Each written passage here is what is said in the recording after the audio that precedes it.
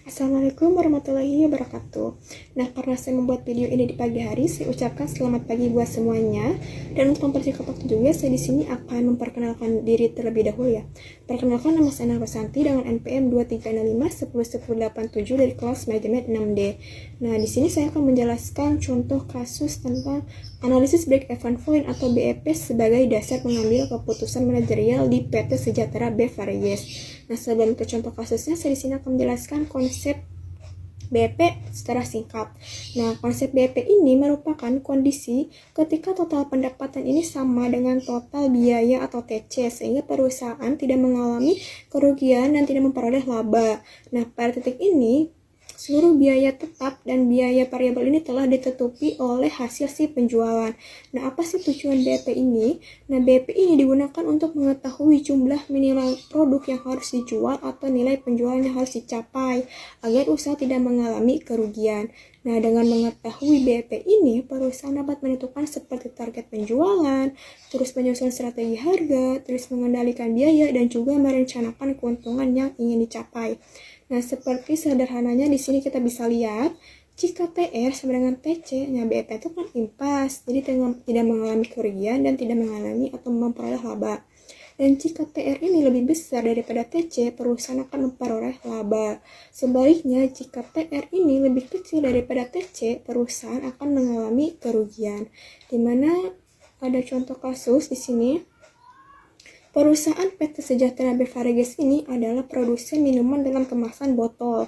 Nah, manajer keuangan perusahaan ini telah memetakan struktur biaya dan pendapatan perusahaan seperti yang disajikan dalam grafik di bawah ini. Nah, bisa kita lihat, maaf ini kalau blur ya. Nah, di sini ada nilai rupiah tuh di BEP-nya di 6 juta dan jumlah botolnya tuh di 400. Dari mana kita menentukan BEP? Nah, BEP ini ditentukan oleh potongan garis TR dan TC. Yang mana sih garis TR dan TC ini? Nah, yang bagian TR tuh garis merah dan bagian yang garis biru itu bagian TC. Nah, di sini ada beberapa contoh pertanyaannya. Yang pertama tuh berapa harga jual per botol dan biaya variabel per botol pada produk tersebut. Terus yang kedua, berapa laba atau rugi yang diperoleh perusahaan jika memproduksi 1000 botol. Yang terakhir, manajer pemasaran ini mengusulkan sebuah kampanye iklan digital untuk meningkatkan brand awareness. Nah, kampanye ini diperkirakan akan menambah biaya tetap 2 juta, namun ia sangat yakin kampanye ini dapat meningkatkan volume penjualan sebesar 30% dari target penjualan yang awalnya itu 1000 botol. Nah, sebagai manajer, apakah Anda akan menyetujui usulan tersebut? Nah, diberikan jawaban Anda disertai dengan analisis perbandingan laba sebelum dan sesudah usulan kampanye yang dijalankan. Saya di sini akan menjawab bagian A dulu. Tadi kan berapa harga jual per botol dan biaya variabel per botol pada produk tersebut. Nah, di sini diketnya titik BEP-nya itu kan tadi di 400 botol dan nilai rupiahnya tuh di 6 juta. Nah, terus biaya tetapnya atau FC-nya tuh di 4 juta dan total cost-nya pada 1000 botol tuh di 9 juta. Nah, ditanya tuh kan tadi price dan AVC, harga jual per botol dan biaya variabel per botol. Nah, langsung aja jawab. Yang pertama kita mencari harga jual per botol. Nah, rumusnya price sama dengan TR dibagi quantity.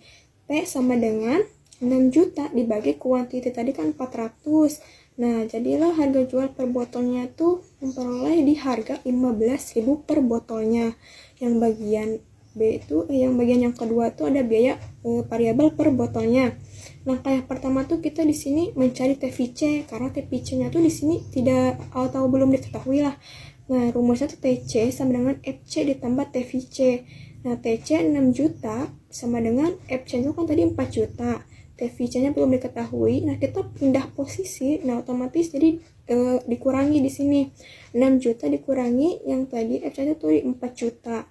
Nah, TVC-nya tuh memperoleh di 2 juta. Nah, lanjutlah setelah diketahui TVC-nya, lanjut ke langkah yang kedua. Nah, di sini kita mencari AVC, biaya variabelnya. AVC sama dengan TVC dibagi kuantiti.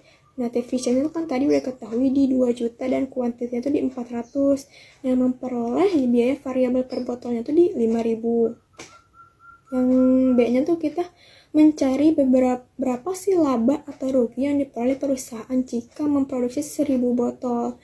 Diketahui harga jual per botol tadi kan 15.000, terus biaya variabel per botol itu di 5.000, biaya tetapnya di 4 juta, dan juga jumlah produksinya itu di 1000 botol. Langsung aja jawab. Hitung total pendapatan atau TR. Nah, di sini TR sama dengan price dikali quantity. Price itu kan tadi di 15.000 dan kuantitinya tuh di 1000. Nah, menghasilkan 15 juta TR-nya.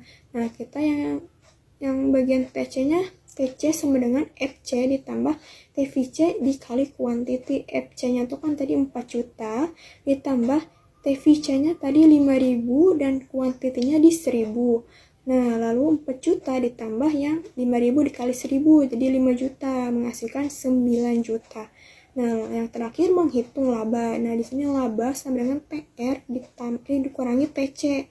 TR-nya kan tadi 15 juta dikurangi TC-nya tuh di 9 juta dengan hasil 6 juta. Nah, kesimpulannya perusahaan ini memperoleh laba sebesar 6 juta jika memperoleh dan menjual di 1000 botol.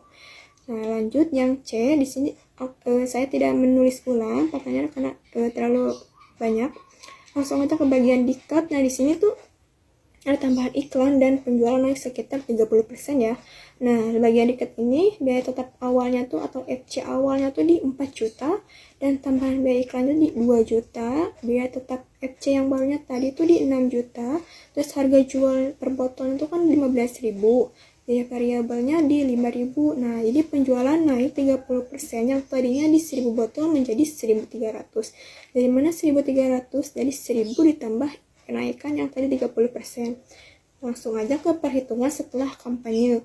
Nah, di sini TR barunya tuh TR sama dengan price dikali quantity. Price-nya kan tadi 15.000 dikali kuantitinya tuh yang sekarang yang 1.300 dengan hasil 19.500.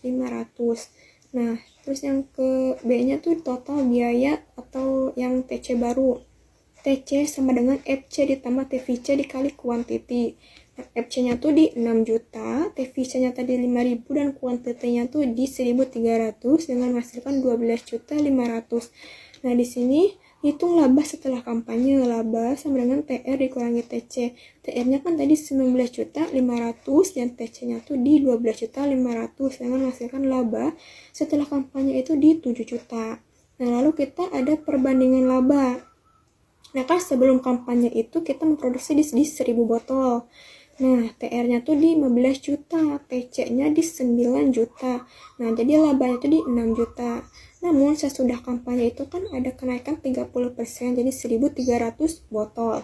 Nah, TR-nya tuh di 19 juta 500 dan TC-nya tuh di 12 juta 500. Nah, dengan menghasilkan laba ini di 7 juta. Nah, dengan kesimpulannya, laba perusahaan ini meningkat yang tadinya kan 6 juta, meningkat di 7 juta atau udah kenaikan 1 juta. Dengan demikian, saya menyetujui usulan kampanye iklan digital.